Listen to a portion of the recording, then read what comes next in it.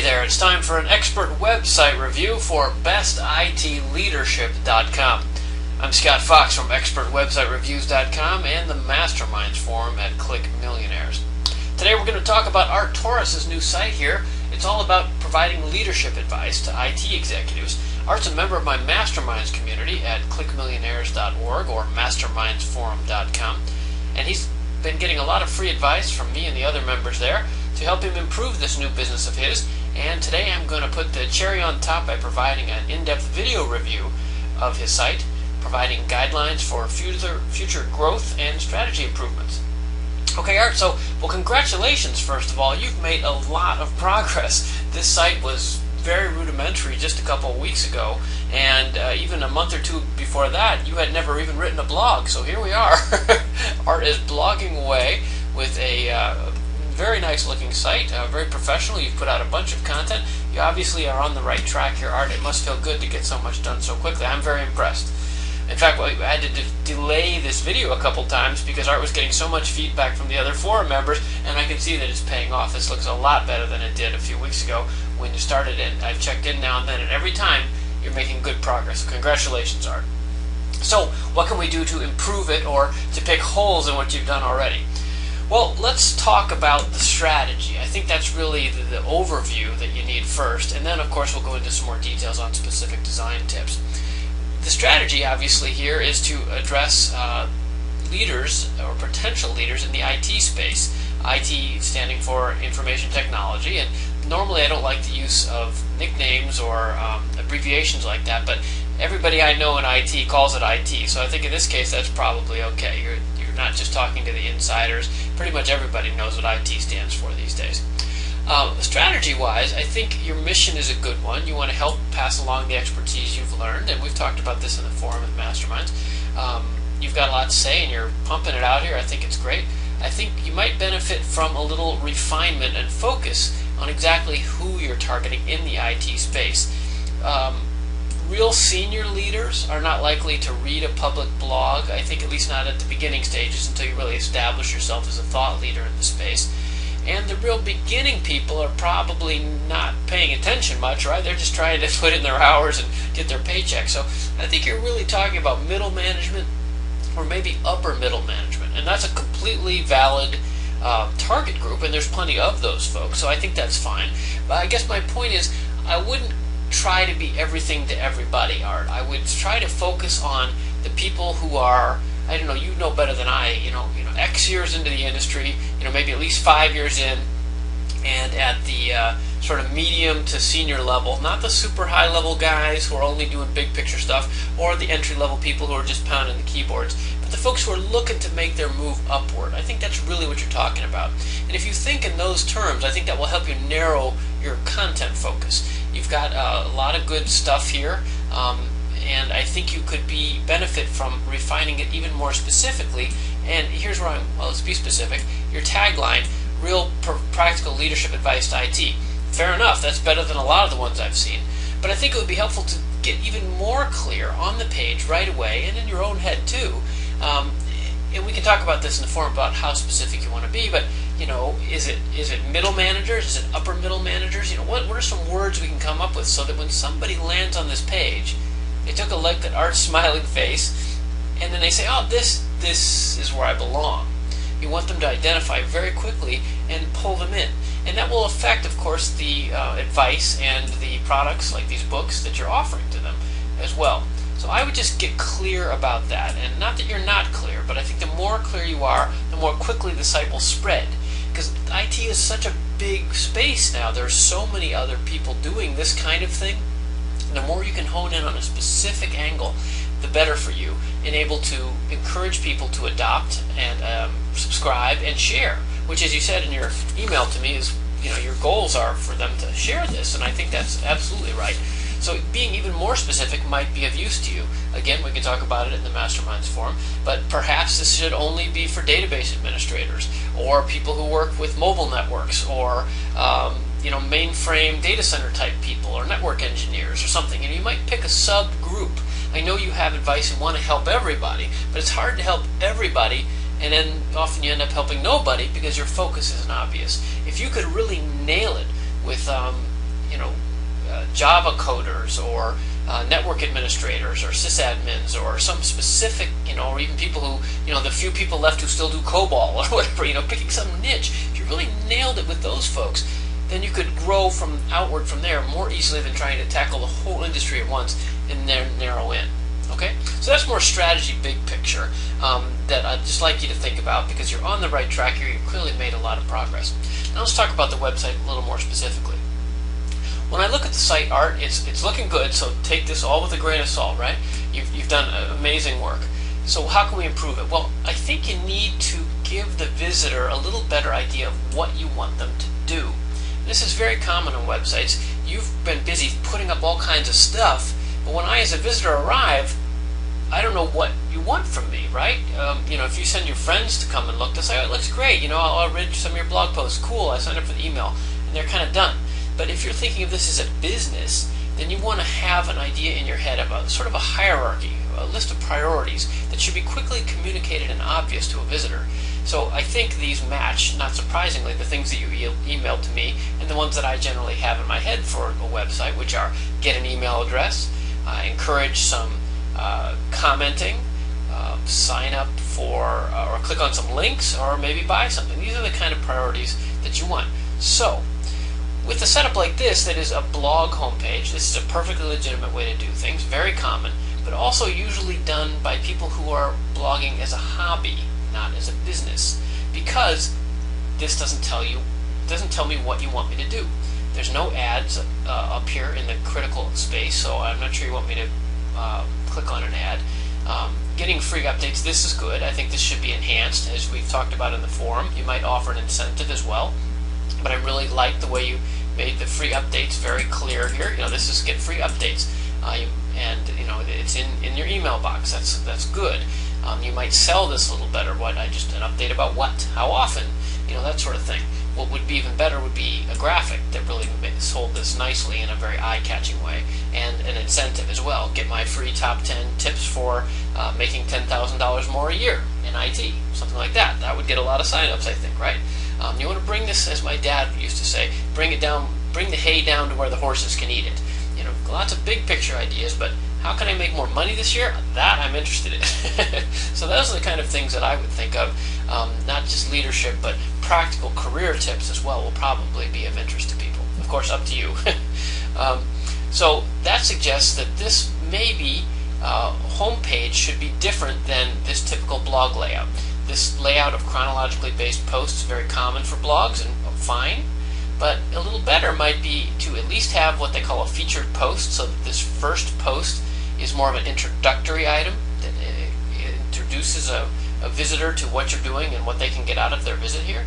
Or you could even replace this whole layout with a static page. Now I know you're using TypePad, and it looks like you've done a good job with it. Both of those options are available in TypePad. You can create one page that you can set as your home page, and then you can do whatever you want on it. Or you can pick one particular blog post from your blog and have that one kind of stuck at the top right here as your first entry. So you can see the issue here is that if I'm coming in, I've never been here before, I'm going to think that your whole blog may be about sending confidential information securely through the web. And that's fine. Security is a huge growth area in IT, so maybe your focus should be exclusively on security. That's one I didn't mention earlier. But right now it isn't, so this is a little misleading, right? If I click on that, it's going to take me to that single post, and this isn't really what you're all about, right? This is just one post. So I'd suggest thinking about organizing a home page or a featured post that really makes it clear. Welcome. This site or blog is for these kinds of people who want to get this kind of information. I'll deliver it to you like this, and here's some ads or some products, or I want you to sign up for my email list or like me on Facebook. These are the things I want you to do. Now, it's not as easy as just writing out a whole bunch of bullet points like that, because nobody wants to just read a bunch of text. But that's the kind of idea that you want to use this critical above the fold space for. Hey, welcome, come on in, sit down, get involved, here's what I'd like from you. In a very friendly and familiar, encouraging sort of way, of course. But that is a more business-oriented approach, I think, than the typical blog approach you've done here so far. Again, nothing wrong with what you've done so far, but if you want to make money, you got to drive people in certain directions, which are the directions of where your money is, right? Where the money comes from. Okay, so that's kind of the big picture in terms of design. I would also suggest you need more ads. If this is going to be ad-based, then you need to have some ads up here. You may not want to do that right away, right, because you're trying to build an audience. Okay, and you do have ads over here in your right sidebar for the different Amazon-related products, and that's fine. But if you really want to make money, you got to put big, ugly ads right in the middle of stuff. There's a design balance between how much ugliness you want versus how much money you want to make, so it's up to you. And I think you used to have some Google ads right up here, and you took those out for design reasons, so that may be up to you. But I'll tell you, speaking from personal experience, that you make more money the more ugly ads there are and the more in their face they are of the readers. Sorry. Okay, but my sub point there is that I'd like you to make some money from this, so the ads need to be there, or your own products, or whatever you're going to do. Everything you have up here is good, incredible, but not money making, and that's the real issue, right? Now that also gets into one of the big design points I had for you. The width of this site is kind of odd. It's about 1075 pixels wide. That's a non-standard width. As you probably know, as an IT guy yourself, typical screen widths are 1024 or 1280. This is 1075, which is, as you can see, I have my screen capture set to a standard size, and it's clipping the sides over here, and that's not good, right? You don't want people to have to resize their window every time they visit your site, and only your site. Like, your site is different from everybody else on the web. So I would suggest either narrowing it a bit to 1024 or widening it out to 1280. You could do a little research on Google and figure out what the most common screen resolutions are these days. Given that your audience is in IT, I bet they probably have big monitors, so you might be able to go wider as 1280. Of course, counterbalancing that is, how does this look on a mobile device, in which case you're really probably only talking about a single column layout instead of this 3-column layout. There's no single right answer, and none of the answers are perfect either, unfortunately. Okay, so next, now we'll get into the nitty-gritty and details of some design ideas and suggestions I had for you. Starting at the top, bestitleadership.com, the logo. You cleaned up the header a bunch already from all the mishmash of stock photos you had. That's good. I like the way that IT is a different color so that it stands out as the focus of the site. But just in general, it would be worth it to you, if you're serious about this, to spend a few dollars and get a professional logo made. You've done enough now to, this looks okay. It wouldn't turn me off immediately, but it also says to me, this isn't really a business. This is somebody doing this on the side, and that's cool. You know, a lot of blogs are that way. But I think it would help you a lot to go visit my friends at cheaplogoinfo.com, and for I think $29 or something like that, they'll give you 3 different ideas, and you can tell them what you like and do revisions and come up with something great. There's some great posts actually in the Masterminds forum about how to work with designers if that's not a skill set you have, or of course you can ask in the Masterminds forum and we can help guide you through and even give you feedback on the different drafts they'll give you. So that would be money well invested. Now that you've got a handle on this, I would upgrade the logo. I would also think a little more about the tagline, like we already said. I think this one is good. I think it could be better and a little more specific as well, especially given how much space you're giving it, right? This logo is taking up a big chunk of your above-the-fold real estate, and especially the tagline could be half this size and shrink the whole thing so that you had more space above the folds for ads and other of the priorities that we talked about a couple minutes ago. Next up, you've got a lot of social buttons here. I don't think anybody uses RSS anymore. That could maybe not be true in the IT community, but you might want to remove that one. You know, less is definitely more in this context. Contact us and the guest postings, recommend, all this stuff seems to me like stuff you could put down in the footer as well as the archives. I would think very hard about whether you need any of this. At least if you're going to stay with a blog layout, all this stuff could be over here in the left side or down in the footer, instead of taking up that above the fold space. So you could put it down here. Well, it's below the screen, but it's just down here, obviously, in the footer, because none of those are really adding much value. Guest postings, for example, isn't even clear. I thought, does that mean I can see posts by guests who have already posted? But no, you meant, which is also a legitimate use of it, send us an article. People can submit posts. So I think you need a verb in there like submit guest postings or guest posting opportunities or something like that. In which case this is that's a really good idea, but it's not something that needs to be front and center on the homepage of and every page of your blog like that. Recommend a topic, same thing. I know you want feedback, but that's kind of like, you got to get people in and involved before they're going to start giving you much feedback, as well as contact us, because contact us could just be linked off here, over here, or again in the footer. So this whole menu I would question. I think you could get rid of a lot of that and or compress it into either of the sidebars, and that would clean up your header, or again allow more space for an ad if you wanted to put one up there. I thought it was nice that you've got your About Us and your photo. I think your photo is good, and we talked about this in the forum. I think it's great that you have a photo. You're being upfront about this, literally. Here I am, I'm smiling at you, I'm a nice looking guy, and I've got some advice for you. That's great. You're not hiding like a lot of people do when they start a blog. A couple tips would be, I would crop this photo differently. You have a lot of blank space above your head. It makes you look quite short. Maybe you are short, and that's fine. I'm not the biggest guy in the world, but you could crop this differently and or gain some space here, so that it didn't look like you were kind of down like this, right? Then also you can see when I roll over it, there's a tooltip there which says Art Torres bio, which is fine. That is, I guess, a link to Art Torres' bio, but the hyphens at least should come out of there, and I think you might just you might say something more useful like Art Torres IT expert or IT leadership expert, or something that was a little more search engine friendly. And that, by the way, is something we could talk about in the forum, an SEO critique of your site. Now that you've got this thing up on its feet, we could talk about search engine optimization opportunities for you. I don't think we've done that in the context of your website yet. Let's see, next, so we talked about the photo, the logo, the menu bar. I wanted to dig in a little deeper on the inside pages. On the pages here, you did a good job here. It's a nice photo, and I noticed that you do have a good tooltip there, and no link, which is good, because TypePad defaults to always linking to pop-ups of the JPEGs, and I've told them many times I think that's silly, and I wish they wouldn't do that, but they keep doing it. What I wanted to talk about was down here, and you're doing a nice job, by the way, laying these things out with floating the images here and linking them. You've really learned a lot. I want to talk about the footers here. So this recommended articles is cool. I don't know if you just did that manually or if there's some TypePad plugin that I'm missing. If there is, please let me know about that. That looks useful. What I wanted to comment on was all this stuff.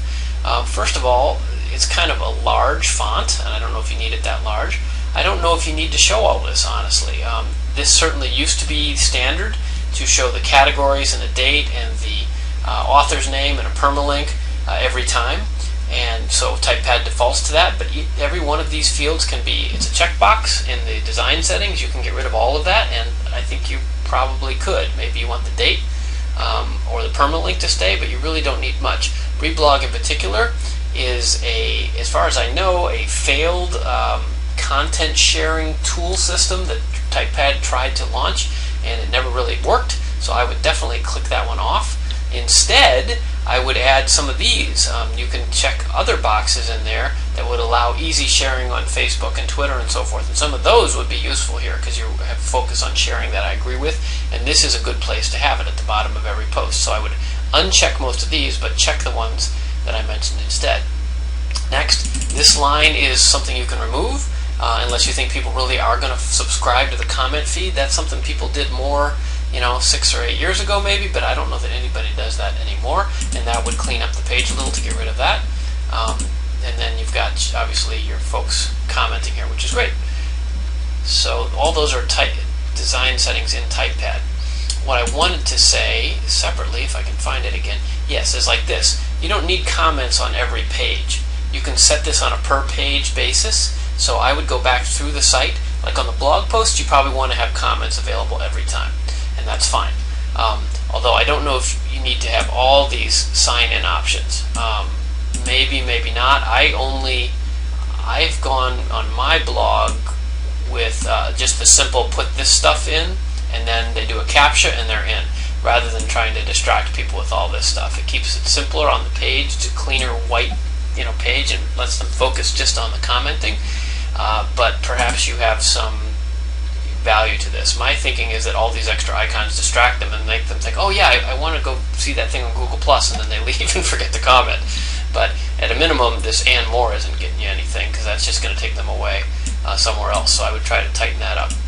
But my real point was that you don't need comments on every page, and you can go in every page, every post, and actually just turn it off, the checkbox beneath the editing tools in the TypePad post or page, editing page, and just unclick post showing comments, so that on some of these pages it can be tighter. Like you don't need comments maybe on your Contact Us page, right? Because they're just going to contact you, right? So I also thought this idea was good. Writing for Us is good, but I would put that up. Reporting a problem is the last thing you want to talk about, so I would just flip those two.